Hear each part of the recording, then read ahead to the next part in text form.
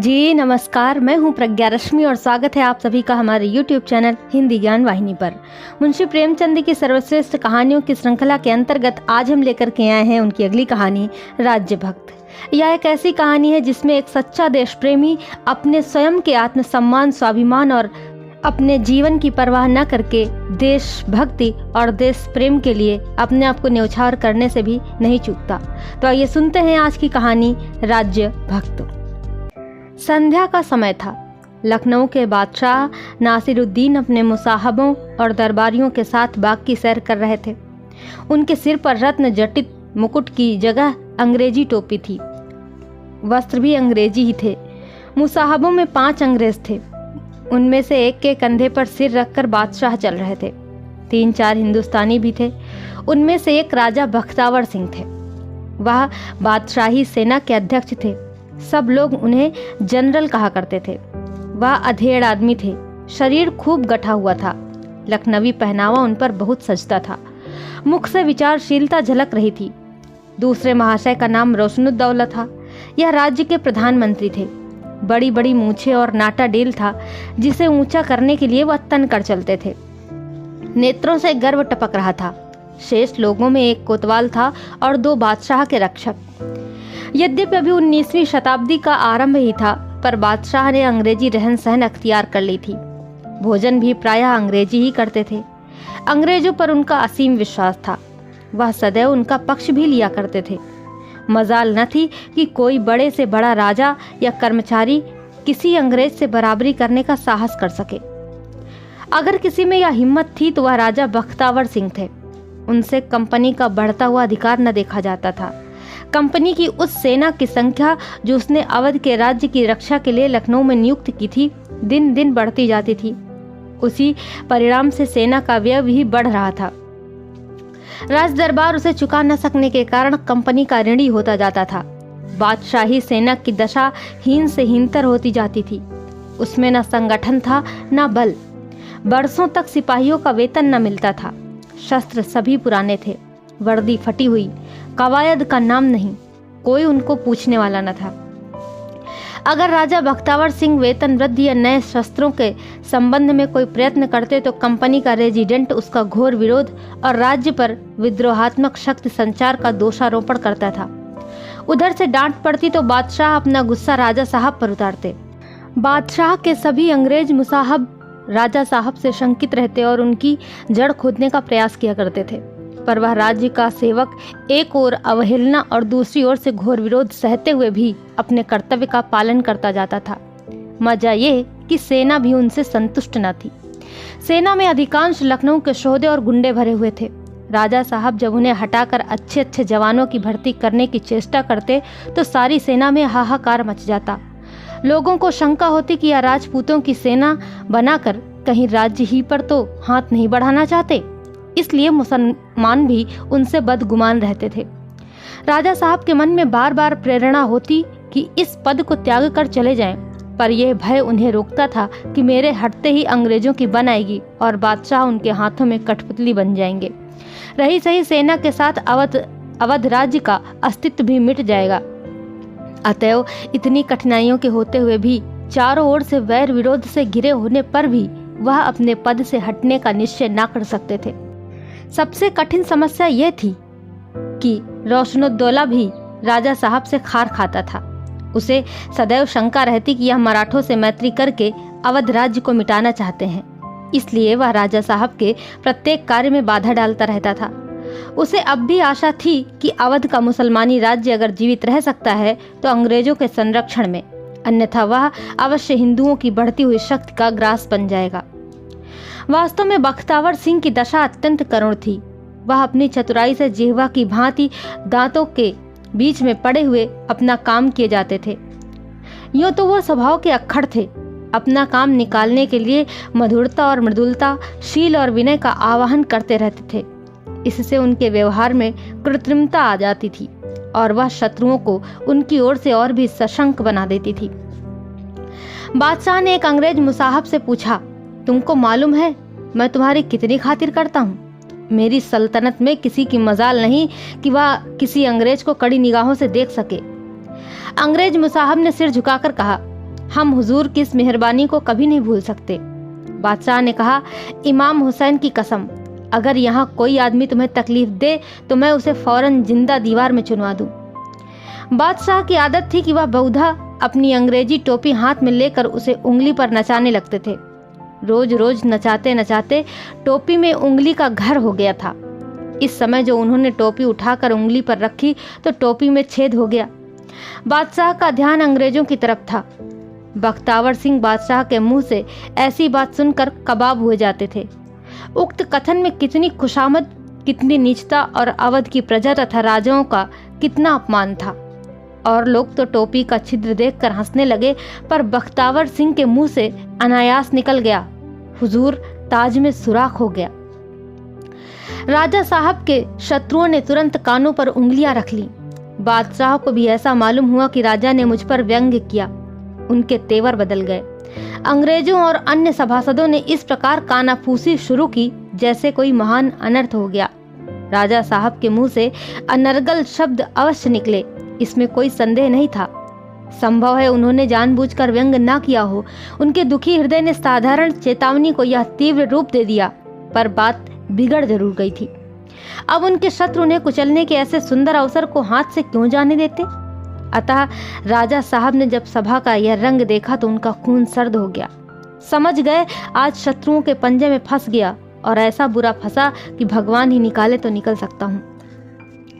बादशाह ने कोतवाल से लाल आंखें करके कहा, इस नमक हराम को कैद कर लो और इसी वक्त इसका सिर उड़ा दो। इसे मालूम हो जाए कि बादशाहों से बेअदबी करने का क्या नतीजा होता है। कोतवाल को सहसा जनरल पर हाथ बढ़ाने की हिम्मत न पड़ी। रोशनुद्दौला ने उससे इशारे से कहा, खड़े सोचते क्या हो, पकड़ लो, नहीं तो तुम भी इसी आग में जल जाओगे।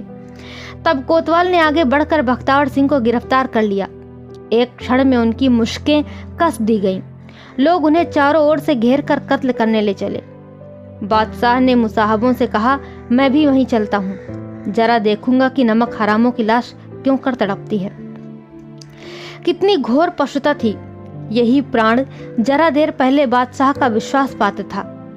एकाएक बादशाह ने कहा, पहले इस नमक हराम की खिलात तू उतार लो, मैं नहीं चाहता कि मेरी खिलात की बेइज्जती हो। किसकी मजाल थी जो जरा भी जबान हिला सके। सिपाहियों ने राजा साहब के वस्त्र उतारने शुरू किए। दुर्भाग्यवश उनके एक जेब से पिस्तौल निकल आई। उसकी दोनों नलियां भरी हुई थी। पिस्तौल देखते ही बादशाह की आंखों से चिंगारियां निकलने लगीं। बोले, कसम है हजरत इमाम हुसैन की, अब इसकी जान बख्शी नहीं करूंगा। मेरे साथ भरी हुई पिस्तौल की क्या जरूरत, जरूर इसकी नीयत में फितूर था। अब मैं इसे कुत्तों से निचवाऊंगा। मुसाहबों की तरफ देखकर बोला, देखा तुम लोगों ने इसकी नीयत, मैं अपनी आस्तीन में सांप पाले हुए था। आप लोगों के ख्याल में इसके पास भरी हुई पिस्तौल का निकलना क्या मायने रखता है। अंग्रेजों को केवल राजा साहब को नीचा दिखाना मंजूर था। वे उन्हें अपना मित्र बनाकर जितना काम निकाल सकते थे उतना उनके मारे जाने से नहीं। इसी से एक अंग्रेज मुसाहब ने कहा, मुझे तो इसमें कोई गैर मुनासिब बात नहीं मालूम होती। जनरल आपका बॉडीगार्ड है, उसे हमेशा हथियार बंद रहना चाहिए, खासकर जब आपकी खिदमत में हो। नहीं मालूम किस वक्त इसकी जरूरत आ पड़े। दूसरे अंग्रेज मुसाहबों ने भी इस विचार की पुष्टि की। बादशाह के क्रोध की ज्वाला कुछ शांत हुई। अगर यही बातें किसी हिंदुस्तानी मुसाहब की जबान से निकली होती तो उसकी जान की खैरियत न थी। कदाचित अंग्रेजों को अपनी न्याय परखता का नमूना दिखाने ही के लिए उन्होंने यह प्रश्न किया था। बोले, कसम हजरत इमाम की, तुम सब के सब शेर के मुंह से उसका शिकार छीनना चाहते हो, पर मैं एक न मानूंगा। बुलाओ कप्तान साहब को, मैं उनसे यही सवाल करता हूँ। अगर उन्होंने भी तुम लोगों के ख्याल की ताकीद की तो मैं इसकी जान न लूंगा, और अगर उनकी राय इसके खिलाफ हुई तो इस मक्कार को इसी वक्त जहन्नुम भेज दूंगा। मगर खबरदार कोई उनकी तरफ किसी तरह का इशारा न करे, वरना मैं जरा भी रियायत न करूंगा। सबके सब सिर झुकाए बैठे रहे। कप्तान साहब थे तो राजा साहब के आउर्दे, पर इन दिनों बादशाह की उन पर विशेष कृपा थी। वह उन सच्चे राजभक्तों में थे जो अपने को राजा का नहीं राज्य का सेवक समझते हैं। वह दरबार से अलग रहते थे। बादशाह उनके कामों से बहुत संतुष्ट थे। एक आदमी तुरंत कप्तान साहब को बुला लाया। राजा साहब की जान उनकी मुट्ठी में थी। रोशनुद्दौला को छोड़कर ऐसा शायद एक व्यक्ति भी न था जिसका हृदय आशा और निराशा से ना धड़क रहा हो। सब मन में भगवान से यही प्रार्थना कर रहे थे कि कप्तान साहब किसी तरह से इस समस्या को समझ जाएं। कप्तान साहब आए और उड़ती हुई दृष्टि से सभा की ओर देखा। सभी की आंखें नीचे झुकी हुई थीं। वह कुछ अनिश्चित भाव से सिर झुकाकर खड़े हो गए। तब बादशाह ने पूछा, मेरे मुसाहबों को अपनी जेब में भरी हुई पिस्तौल रखना मुनासिब है या नहीं? दरबारियों की नीरवता, उनके आशंकित चेहरे और उनकी चिंता युक्त अधीरता देखकर कप्तान साहब को वर्तमान समस्या की कुछ टोह मिल गई। वह निर्भीक भाव से बोले, हुजूर, मेरे ख्याल में तो यह उनका फर्ज है। बादशाह के दोस्त और दुश्मन सभी होते हैं। अगर मुसाहब लोग उनकी रक्षा का भार ना लेंगे तो कौन लेगा? उन्हें सिर्फ पिस्तौल ही नहीं और भी छिपे हुए हथियारों से लैस रहना चाहिए। ना जाने कब हथियारों की जरूरत आ पड़े तो वह ऐन वक्त पर कहाँ दौड़ते फिरेंगे। राजा साहब के जीवन के दिन बाकी थे। बादशाह ने निराश होकर कहा, रोशन, इसे कत्ल मत करना, काल कोठरी में कैद कर दो। मुझसे पूछे बगैर इसे दाना पानी कुछ न दिया जाए। जाकर इसके घर का सारा माल असबाब जब्त कर लो और सारे खानदान को जेल में बंद कर दो। इसके मकान की दीवारें जमींदोज करा देना। घर में एक फूटी हांडी भी ना रहने पाए। इससे तो यही कहीं अच्छा था कि राजा साहब की ही जान जाती, खानदान की बेइज्जती तो ना होती, महिलाओं का अपमान तो ना होता, दरिद्रता की चोटें तो ना सहनी पड़ती। विकार को निकलने का मार्ग नहीं मिलता तो वह सारे शरीर में फैल जाता है। राजा के प्राण तो बचे पर सारे खानदान को विपत्ति में डालकर। रोशनुद्दौला को मुंह मांगी मुराद मिली। उसकी ईर्ष्या कभी इतनी संतुष्ट न हुई थी। वह मगन था कि आज वह कांटा निकल गया जो बरसों से हृदय में चुभा हुआ था। आज हिंदू राज्य का अंत हुआ। अब मेरा सिक्का चलेगा। अब मैं समस्त राज्य का विधाता होऊंगा। संध्या से पहले ही राजा साहब की सारी स्थावर और जंगम संपत्ति कुर्क हो गई। वृद्ध माता पिता, सुकोमल रमणियां, छोटे छोटे बालक, सब के सब जेल में कैद कर दिए गए। कितनी करुण दशा थी। वे महिलाएं जिन पर कभी देवताओं की भी निगाह न पड़ी थी, खुले मुंह, नंगे पैर, पांव घसीटती शहर की भरी हुई सड़कों और गलियों से होती हुई सिर झुकाए शोक चित्रों की भांति जेल की तरफ चली जाती थी। सशस्त्र सिपाहियों का एक बड़ा दल साथ था। जिस पुरुष के एक इशारे पर कई घंटे पहले सारे शहर में हलचल मच जाती, अब उसी के खानदान की यह दुर्दशा। राजा बख्तावर सिंह को बंदी गृह में रहते हुए 1 मास बीत गया।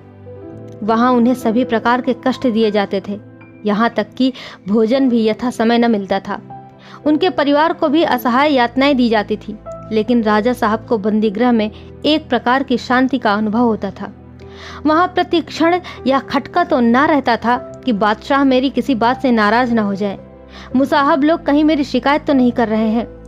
शारीरिक कष्टों का सहना उतना कठिन नहीं जितना कि मानसिक कष्टों का। यहाँ सब तकलीफें थीं, पर सिर पर तलवार तो नहीं लटक रही थी। उन्होंने मन में निश्चय किया कि अब चाहे बादशाह मुझे मुक्त भी कर दे, मगर मैं राजकाज से अलग ही रहूंगा। इस राज्य का सूर्य अस्त होने वाला है। कोई मानवीय शक्ति उसे विनाश दिशा में लीन होने से नहीं रोक सकती। ये उसी पतन के लक्षण हैं। नहीं तो क्या मेरी राजभक्ति का यही पुरस्कार मिलना चाहिए था? मैंने अब तक कितनी कठिनाइयों से राज्य की रक्षा की है, यह भगवान ही जानते हैं। एक ओर तो बादशाह की निरंकुशता, दूसरी ओर बलवान और युक्त संपन्न शत्रुओं की कूटनीति। इस शिला और भंवर के बीच में राज्य की नौका को चलाते रहना कितना कष्ट साध्य था। शायद ही ऐसा कोई दिन गुजरा होगा जिस दिन मेरा चित्त प्राण शंका से आंदोलित न हुआ हो। इस सेवा भक्ति और तल्लीनता का यह पुरस्कार है। मेरे मुख से व्यंग शब्द अवश्य निकले, लेकिन उनके लिए इतना कठोर दंड। इससे तो यह कहीं अच्छा था कि मैं कत्ल कर दिया गया होता। अपनी आंखों से अपने परिवार की यह दुर्गति तो न देखता, सुनता हूँ पिताजी को सोने के लिए चटाई नहीं दी गई है। ना जाने स्त्रियों पर कैसे कैसे अत्याचार हो रहे होंगे। लेकिन इतना जानता हूँ कि प्यारी सुखदा अंत तक अपने सतीत्व की रक्षा करेगी, अन्यथा प्राण त्याग देगी। मुझे बेड़ियों की परवाह नहीं, पर सुनता हूँ लड़कों के पैरों में भी बेड़ियां डाली गई हैं। यह सब इसी कुटिल रोशनुद्दौला की शरारत है। जिसका जी चाहे इस समय सता ले, कुचल ले, मुझे किसी से कोई शिकायत नहीं। भगवान से यही प्रार्थना है कि अब संसार से उठा ले। मुझे अपने जीवन में जो कुछ करना था कर चुका और उसका खूब फल भी पा चुका। मेरे जैसे आदमी के लिए संसार में कोई स्थान नहीं है। राजा इन्हीं विचारों में डूबे थे कि सहसा उन्हें अपनी काल कोठरी की ओर किसी के आने की आहट मिली। रात बहुत जा चुकी थी, चारों ओर सन्नाटा छाया था और उस अंधकार में सन्नाटे में किसी के पैरों की चाप स्पष्ट सुनाई देती थी। कोई बहुत पांव दबा दबा कर चला आ रहा था। राजा साहब का कलेजा धक धक करने लगा। वह उठकर खड़े हो गए। हम निशस्त्र और प्रतिकार के लिए असमर्थ होने पर भी बैठे बैठे वारों का निशाना नहीं बनना चाहते। खड़े हो जाना आत्मरक्षा का अंतिम प्रयत्न है। कोठरी में ऐसी कोई वस्तु न थी जिससे वह अपनी रक्षा कर सकते। समझ गए अंतिम समय आ गया। शत्रुओं ने इस तरह मेरे प्राण लेने की ठानी है। अच्छा है, जीवन के साथ इस विपत्ति का भी अंत हो जाएगा। एक क्षण में उनके सम्मुख एक आदमी आकर खड़ा हो गया। राजा साहब ने पूछा, कौन है? उत्तर मिला, मैं हूँ, आपका सेवक। राजा ने कहा, ओहो, तुम हो कप्तान। मैं शंका में पड़ा हुआ था कि कहीं शत्रुओं ने मेरा वध करने के लिए कोई दूत न भेजा हो। कप्तान ने कहा, शत्रुओं ने कुछ और ही ठानी है। आज बादशाह सलामत की जान बचती नहीं नजर आती। राजा ने कहा, अरे या क्यों कर? कप्तान ने कहा, जब से आपको यहाँ नजरबंद किया गया है, सारे राज्य में हाहाकार मचा हुआ है। स्वार्थी कर्मचारियों ने लूट मचा रखी है। अंग्रेजों की खुदाई फिर रही है। जो जी में आता है करते हैं। किसी की मजाल नहीं कि चूं कर सके। इस एक महीने में शहर के सैकड़ों बड़े बड़े रईस मिट गए। रोशनुद्दौला की बादशाही है। बाजारों का भाव चढ़ता जाता है। बाहर से व्यापारी लोग डर के मारे कोई चीज ही नहीं लाते। दुकानदारों से मनमानी रकमें महसूल के नाम पर वसूल की जा रही हैं।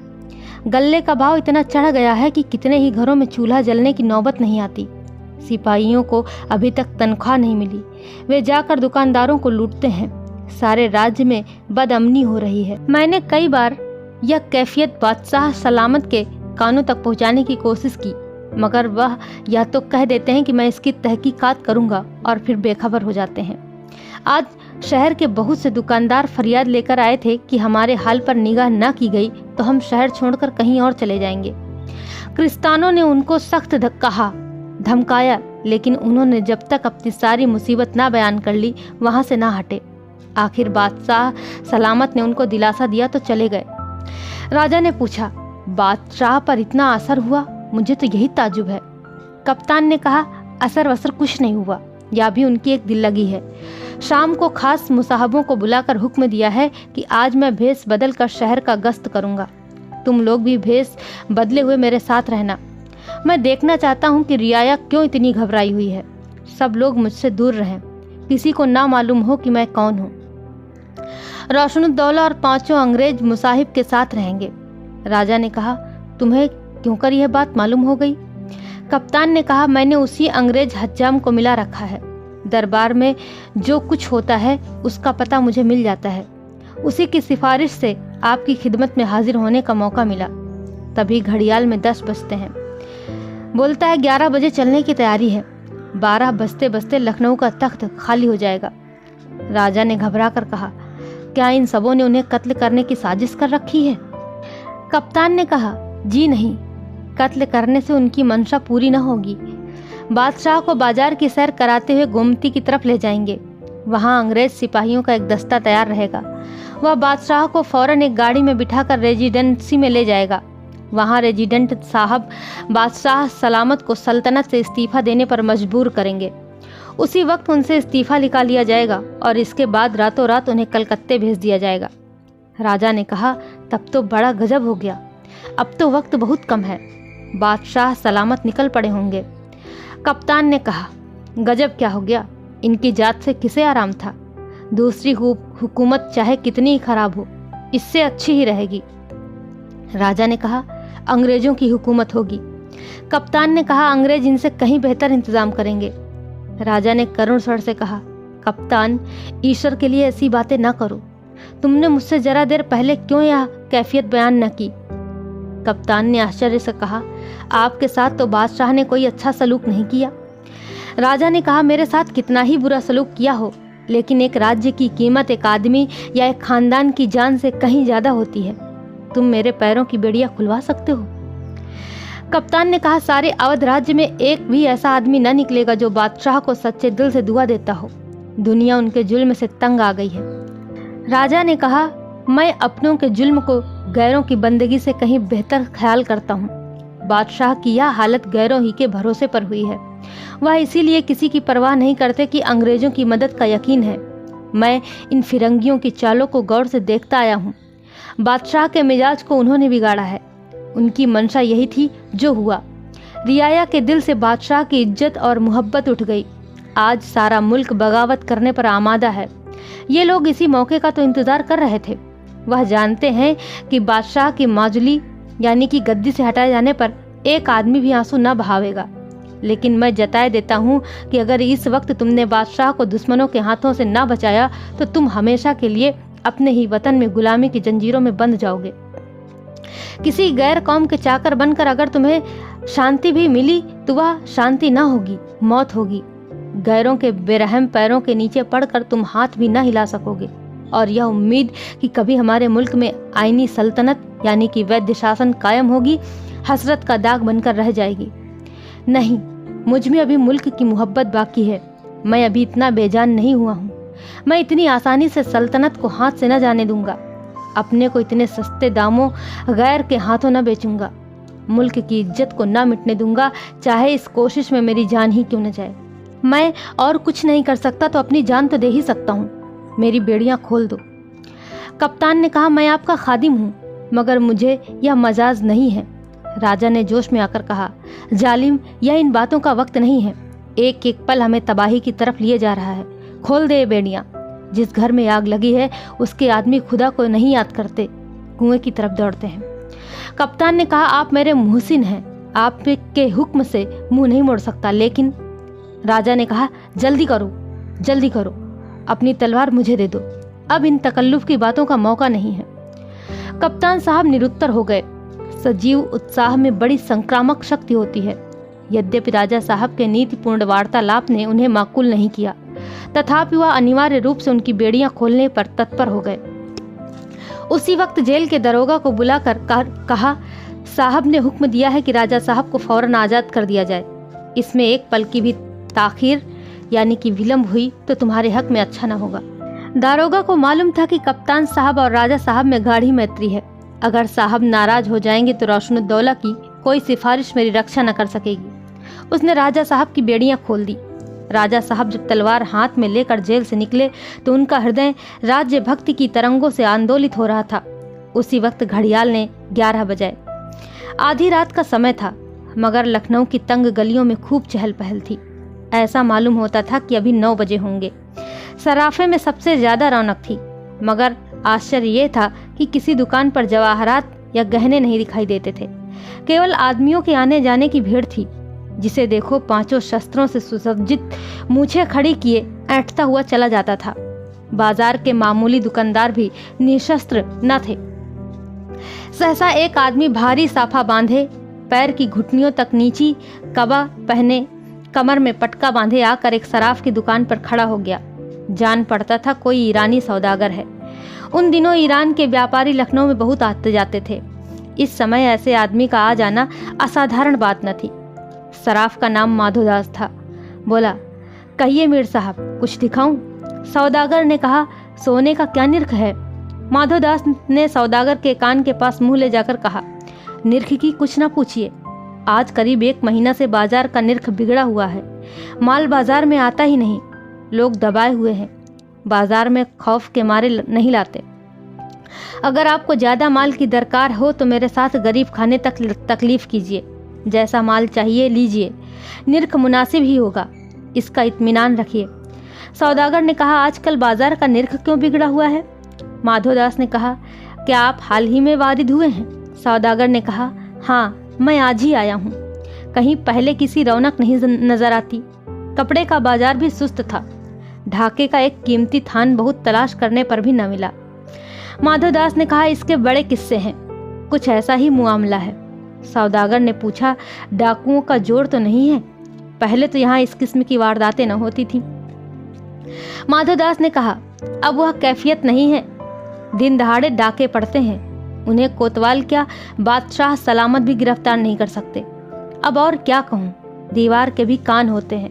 कहीं कोई सुन ले तो लेने के देने पड़ जाएं। सौदागर ने कहा, सेठ जी आप तो पहेलियां बुझवाने लगे। मैं परदेसी आदमी हूँ, यहाँ किससे कहने जाऊंगा? आखिर बात क्या है? बाजार क्यों इतना बिगड़ा हुआ है? नाच की मंडी की तरफ गया था, वहां भी सन्नाटा छाया हुआ है। मोटी जींस भी दूने दामों पर बिक रही थी। माधोदास ने इधर उधर चौकन्नी आंखों से देखकर कहा, 1 महीना हुआ रोशनुद्दौला के हाथ में सियाह सफेद का अख्तियार आ गया है। यह सब उन्हीं की बद इंतजामी का फल है। उनके पहले राजा बख्तावर सिंह हमारे मालिक थे। उनके वक्त में किसी की मजाल न थी कि व्यापारियों को टेढ़ी आंख से देख सके।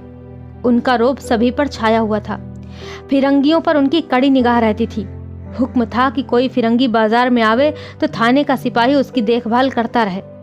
इसी वजह से फिरंगी उनसे जला करते थे। आखिर सबों ने रोशनुद्दौला को मिलाकर बख्तावर सिंह को बेकसूर कैद करा दिया। बस तब से बाजार में लूट मची हुई है। सरकारी अमले अलग लूटते हैं, फिरंगी अलग नोचते खसोटते हैं। जो चीज चाहते हैं उठा ले जाते हैं, दाम मांगो तो धमकियां देते हैं। शाही दरबार में तो फरियाद करो तो उल्टे सजा होती है।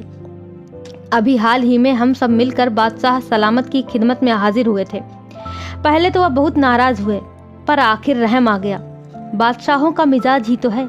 हमारी सब शिकायतें सुनी और तस्कीन की कि हम तहकीकात करेंगे, मगर अभी तक वही लूट खसोट जारी है। इतने में 3 आदमी राजपूती ढंग की मिर्जई पहने आकर दुकान के सामने खड़े हो गए। माधोदास उनका रंग ढंग देखकर चौंका। शाही फौज के सिपाही बहुधा इसी सज धज से निकलते थे। तीनों आदमी सौदागर को देखकर ठिठके, पर उसने उन्हें कुछ ऐसी निगाहों से देखा कि तीनों आगे चले गए। तब सौदागर ने माधोदास से पूछा, इन्हें देखकर तुम क्यों चौंके? माधोदास ने कहा, ये फौज के सिपाही हैं। जब से राजा बख्तावर सिंह नजरबंद हुए हैं, इन पर किसी की दाब ही नहीं रही। खुले सांड की तरह बाजारों में चक्कर लगाया करते हैं। सरकार से तलब मिलने का कुछ ठीक तो नहीं है, बस नोच खसोट करके गुजर करते हैं। हाँ, तो फिर अगर मर्जी हो तो मेरे साथ घर तक चलिए, आपको माल दिखाऊं। सौदागर ने कहा, नहीं भाई, इस वक्त नहीं, सुबह आऊंगा। देर हो गई है और मुझे यहाँ की हालत देखकर खौफ मालूम होने लगा है। यह कहकर सौदागर उसी तरफ चला गया जिधर वे तीनों राजपूत गए थे। थोड़ी देर में 3 आदमी और सराफे में आए। एक तो पंडितों की तरह नीची चपकन पहने हुए था, सिर पर गोल पगिया थी और कंधे पर जरी के काम का शाल। उसके दोनों साथी खिदमतगारों के से कपड़े पहने हुए थे। तीनों इस तरह इधर उधर ताक रहे थे मानो किसी को खोज रहे हों। यूं ताकते हुए तीनों आगे चले गए। ईरानी सौदागर तीव्र नेत्रों से इधर उधर देखता हुआ 1 मील चला गया। वहां एक छोटा सा बाग था, एक पुरानी मस्जिद भी थी। सौदागर वहीं ठहर गया। एकाएक तीनों राजपूत मस्जिद से बाहर निकल आए और बोले, हुजूर तो बहुत देर तक सराफ की दुकान पर बैठे रहे, क्या बातें हुई? सौदागर ने अभी कुछ जवाब न दिया था कि पीछे से पंडित और उनके दोनों खिदमतगार भी आ पहुंचे। सौदागर ने पंडित को देखते ही भत्सना पूर्ण शब्दों में कहा, मियाँ रोशनुद्दौला, मुझे इस वक्त तुम्हारे ऊपर इतना गुस्सा आ रहा है कि तुम्हें कुत्तों से नचवा दूं। नमक हराम कहीं का, दगाबाज, तूने मेरी सल्तनत को तबाह कर दिया। सारा शहर तेरे जुल्म का रोना रो रहा है। मुझे आज मालूम हुआ कि तूने क्यों राजा बख्तावर सिंह को कैद कराया। मेरी अकल पर ना जाने क्यों पत्थर पड़ गए थे कि मैं तेरी चिकनी चुपड़ी बातों में आ गया। इस नमक हरामी की तुझे वह सजा दूंगा कि देखने वालों को भी शिक्षा मिले। रोशनुद्दौला ने निर्भीकता से उत्तर दिया, आप मेरे बादशाह हैं, इसलिए आपका अदब करता हूँ, वरना इसी वक्त बदजवानी का मजा चखा देता। खुद तो आप महल में हसीनों के साथ ऐश किया करते हैं और दूसरों को क्या गरज पड़ी है कि सल्तनत की फिक्र से दुबले हों। खूब, हम अपना खून जलाएं और आप जश्न मनाएं। ऐसे अहमक कहीं और रहते होंगे। बादशाह क्रोध से कांपते हुए बोले, मिर्जा, मैं तुम्हें हुक्म देता हूँ कि इस नमक हराम को अभी गोली मार दो। मैं इसकी सूरत नहीं देखना चाहता, और इसी वक्त जाकर इसकी सारी जायदाद जब्त कर लो। इसके खानदान का एक बच्चा भी जिंदा न रहने पाए। रोशनुद्दौला ने कहा, मिर्जा, मैं तुमको हुक्म देता हूँ कि इस मुल्क और कौम के दुश्मन, रैयत के कातिल और बदकार आदमी को फौरन गिरफ्तार कर लो, या इस काबिल नहीं कि ताज और तख्त का मालिक बने। इतना सुनते ही 5 अंग्रेज मुसाहबों ने, जो भेष बदले हुए बादशाह के साथ थे, उन्होंने बादशाह के दोनों हाथ पकड़ लिए और खींचते हुए गोमती नदी की तरफ ले चले। तब बादशाह की आंखें खुली, समझ गए कि यह षड्यंत्र पहले से ही रचा गया था। इधर उधर देखा, कोई आदमी नहीं, शोर मचाना व्यर्थ था। बादशाही का नशा उतर गया। दुर्वस्था ही वह परीक्षाग्नि है जो मुलम्मे और रोगन को उतारकर मनुष्य का यथार्थ रूप दिखा देती है। ऐसे ही अवसरों पर विदित होता है कि मानव हृदय पर कृत्रिम भावों का कितना गहरा रंग चढ़ा होता है। एक क्षण में बादशाह की उद्दंडता और घमंड ने दीनता और विनयशीलता का आश्रय लिया। बोले, मैंने तो आप लोगों की मर्जी के खिलाफ ऐसा कोई काम नहीं किया जिसकी यह सजा मिले। मैंने आप लोगों को हमेशा अपना दोस्त समझा है। रोशनुद्दौला ने कहा, तो हम लोग जो कुछ कर रहे हैं वह भी आपके फायदे के लिए ही कर रहे हैं। हम आपके सिर से सल्तनत का बोझ उतार कर आपको आजाद कर देंगे, तब आपके ऐश में खलल ना पड़ेगा। आप बेफिक्र होकर हसीनों के साथ जिंदगी की बहार लूटिएगा। बादशाह ने कहा, तो क्या आप लोग मुझसे तख्त से उतारना चाहते हैं? रोशनुद्दौला ने कहा, नहीं, आपको बादशाही की जिम्मेदारियों से आजाद कर देना चाहते हैं। बादशाह ने कहा, हजरत इमाम की कसम, मैं यह जिल्लत न बर्दाश्त करूंगा। मैं अपने बुजुर्गों का नाम न डुबाऊंगा। रोशनुद्दौला ने कहा, आपके बुजुर्गों के नाम की फिक्र हमें आपसे ज्यादा है। आपकी ऐस परस्ती बुजुर्गों का नाम रोशन नहीं कर रही है। बादशाह ने दीनता से कहा, वादा करता हूँ कि आइंदा से आप लोगों को शिकायत का कोई मौका न दूंगा। रोशनुद्दौला ने कहा, नशेबाजों के वादों पर कोई दीवाना ही यकीन कर सकता है। बादशाह ने कहा, तुम मुझे जबरदस्ती तख्त से नहीं उतार सकते। रोशनुद्दौला ने कहा, इन धमकियों की जरूरत नहीं, चुपचाप चले चलिए, आगे आपको सेजगाड़ी मिल जाएगी। हम आपको इज्जत के साथ रुखसत करेंगे। बादशाह ने कहा, आप जानते हैं रियाया पर इसका क्या असर होगा? रोशनुद्दौला ने कहा, खूब जानता हूँ। आपकी हिमायत में एक उंगली भी ना उठेगी। कल सारी सल्तनत में घी के चिराग जलेंगे। इतनी देर में सब लोग उस स्थान पर आ पहुंचे जहां बादशाह को ले जाने के लिए सवारी तैयार खड़ी थी। लगभग 25 सशस्त्र गोरे सिपाही भी खड़े थे। बादशाह सेज गाड़ी को देखकर मचल गए। उनके रुधिर की गति तीव्र हो गई। भोग और विलास के नीचे दबी हुई मर्यादा सजग हो गई। उन्होंने जोर से झटका देकर अपना हाथ छुड़ा लिया और नैराश्यपूर्ण दुस्साहस के साथ परिणाम भय को त्याग कर उच्च स्वर से बोले, ऐ लखनऊ के बसने वालों, तुम्हारा बादशाह यहाँ दुश्मनों के हाथों कत्ल किया जा रहा है। उसे इनके हाथों से बचाओ, दौड़ो, वरना पछताओगे। यह आर्द्र पुकार आकाश की नीरवता को चीरती हुई गोमती की लहरों में विलीन नहीं हुई, बल्कि लखनऊ वालों के हृदयों में जा पहुंची।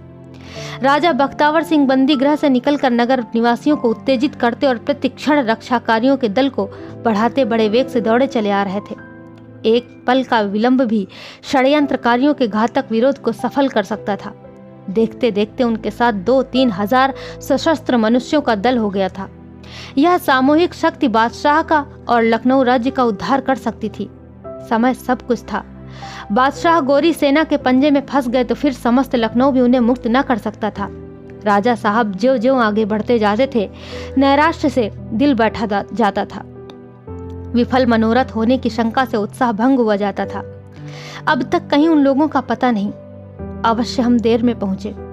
विद्रोहियों ने शायद अपना काम पूरा कर लिया। लखनऊ राज्य की स्वाधीनता सदा के लिए विसर्जित हो गई। ये लोग निराश होकर लौटना ही चाहते थे कि अचानक बादशाह का आर्तनाद सुनाई दिया। कई हजार कंठों से आकाश भेदी ध्वनि निकली, हुजूर को खुदा सलामत रखे, हम फिदा होने को आ पहुंचे। समस्त दल एक ही प्रबल इच्छा से प्रेरित होकर वेगवती जलधारा की भांति घटनास्थल की ओर दौड़ा। अशक्त लोग भी सशक्त हो गए। पिछड़े हुए लोग आगे निकल जाना चाहते थे। आगे के लोग चाहते थे कि उड़कर जा पहुंचे। इन आदमियों की आहट पाते ही गोरों ने बंदूक भरी और 25 बंदूकों की बाढ़ सर हो गई। रक्षाकारियों में कितने ही लोग गिर पड़े, मगर कदम पीछे न हटे। वीर मद ने और भी मतवाला कर दिया। एक क्षण में दूसरी बाढ़ आई। कुछ लोग फिर वीरगति को प्राप्त हुए, लेकिन कदम आगे बढ़ते ही गए। तीसरी बाढ़ छूटने ही वाली थी कि लोगों ने विद्रोहियों को पा लिया। गोरे भागे। जब लोग बादशाह के पास पहुंचे तो अद्भुत दृश्य देखा। बादशाह रोशनुद्दौला की छाती पर सवार थे। जब गोरे जान लेकर भागे तो बादशाह ने इस नरपिशाच को पकड़ लिया और उसे बलपूर्वक भूमि पर गिराकर उसकी छाती पर बैठ गए। अगर उनके हाथों में हथियार होता तो इस वक्त रोशन की लाश तड़पती हुई दिखाई देती। राजा बख्तावर सिंह आगे बढ़कर बादशाह को आदाब बजा लाए। लोगों की जयध्वनि से आकाश हिल उठा। कोई बादशाह के पैरों को चूमता था, कोई उन्हें आशीर्वाद देता था, और रोशनुद्दौला का शरीर तो लातों और घूंसों का लक्ष्य बना हुआ था। कुछ बिगड़े दिल ऐसे भी थे जो उसके मुंह पर थूकने में भी संकोच न करते थे। प्रातः काल था। लखनऊ में आनंदोत्सव मनाया जा रहा था। बादशाही महल के सामने लाखों आदमी जमा थे। सब लोग बादशाह को यथा योग्य नजर देने आए थे। जगह जगह गरीबों को भोजन कराया जा रहा था। शाही नौबत खाने में नौबत बज रही थी। दरबार सजा। बादशाह हीरे और जवाहर से जगमगाते रत्न जटित आभूषणों से सजे हुए सिंहासन पर विराजे। रईसों और अमीरों से नजरें गुजारी। कविजनों ने कसीदे पढ़े। एकाएक बादशाह ने पूछा, राजा बख्तावर सिंह कहाँ है? तब कप्तान ने जवाब दिया, कैद खाने में। बादशाह ने उसी वक्त कई कर्मचारियों को भेजा कि राजा साहब को जेल खाने से इज्जत के साथ लाएं। जब थोड़ी देर के बाद राजा ने आकर बादशाह को सलाम किया तो वे तख्त से उतरकर उनसे गले मिले और उन्हें अपनी दाहिनी ओर सिंहासन पर बैठाया। फिर दरबार में खड़े होकर उनकी सुकीर्ति और राजभक्ति की प्रशंसा करने के उपरांत अपने ही हाथों से उन्हें खिलात पहनाई। राजा साहब के कुटुंब के प्राणी आदर और सम्मान के साथ विदा किए गए। अंत को जब दोपहर के समय दरबार बर्खास्त होने लगा तो बादशाह ने राजा साहब से कहा, आपने मुझ पर और मेरी सल्तनत पर जो एहसान किया है उसका पुरस्कार देना मेरे इम्कान से बाहर है।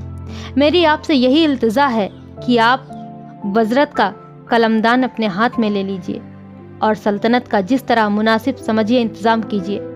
मैं आपके किसी काम में दखल न दूंगा। मुझे एक गोशे में पड़ा रहने दीजिए। नमक हराम रोशन को भी मैं आपके सुपुर्द किए देता हूँ। आप इसे जो चाहे सजा दे। मैं इसे कब का जहन्नुम भेज चुका होता, पर यह समझ कर कि यह आपका शिकार है, इसे छोड़े हुए हूँ। लेकिन राजा बख्तावर सिंह बादशाह के उत्सृंखल स्वभाव से भली भांति परिचित थे। वह जानते थे बादशाह की ये सदिच्छाएं थोड़े ही दिनों की मेहमान है।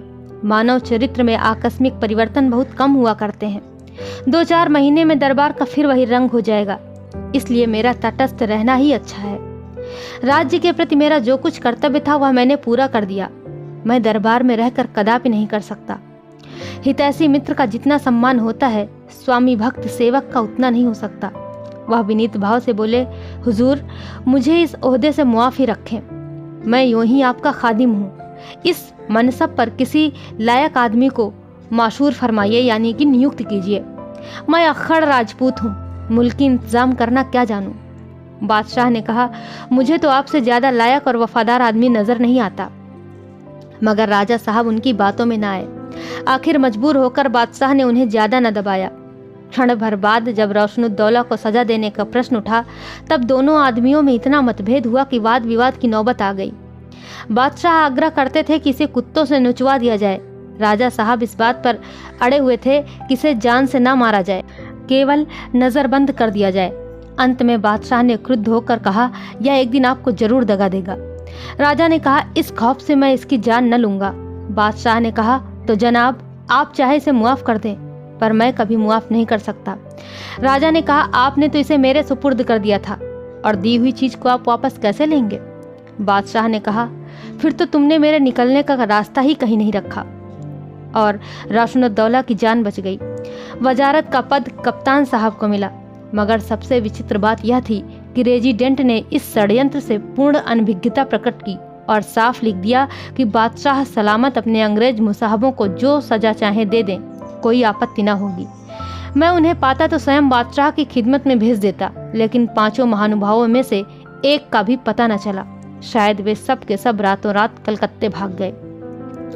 इतिहास में उक्त घटना का कहीं उल्लेख नहीं किया गया, लेकिन किंवदंतियां जो इतिहास से अधिक विश्वसनीय हैं, उनकी सत्यता की साक्षी हैं।